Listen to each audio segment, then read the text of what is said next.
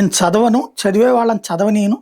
గత 10 ఏళ్లలో భారతదేశ వ్యాప్తంగా 94,000 ప్రభుత్వ పాఠశాలలు మూతపడ్డాయని నీతి ఆయోగ్ నివేదిక వెల్లడిస్తోంది. అంటే ప్రతిరోజు 25 పాఠశాలలు మూతపడుతున్నాయి. విద్యార్థుల నమోదు 2.26 కోట్లు తగ్గింది. ఇదే నూతన భారతదేశపు కథ. ఇక్కడ విద్యకు ఇక మీద ప్రాధాన్యత లేదు. నిజంగా చదవకుండా పిల్లలు ఉంటున్నారా? గవర్నమెంట్ స్కూళ్ళు లేవా? ఏకోపాధ్యాయ పాఠశాలలు అని ఇదివరకు ఉండేవి, ఒకళ్ళే టీచర్. అవి విపరీతంగా పెరిగినాయి. గిరిజన ప్రాంతాల్లో కూడా చదివిస్తున్నారు. నీతి ఆయోగ్ చెప్పినటువంటి మాట ఏంటి? ఒక స్కూల్లో 5గురు 6గురే ఉన్నారు. ఎందుకని? గవర్నమెంట్ స్కూళ్ళలో చేర్చట్లేదు, ప్రైవేట్ స్కూళ్ళల్లో చేరుస్తున్నారు పిల్లలు. లేబర్ కూడా పిల్లల్ని అందులో చేరుస్తున్నారు.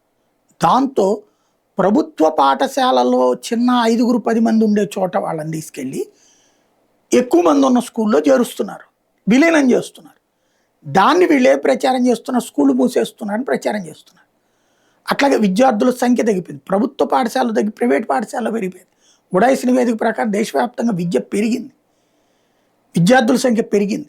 దాన్ని దాచేస్తున్నారు. ఇది తప్పుడు ప్రచారాల యుగం.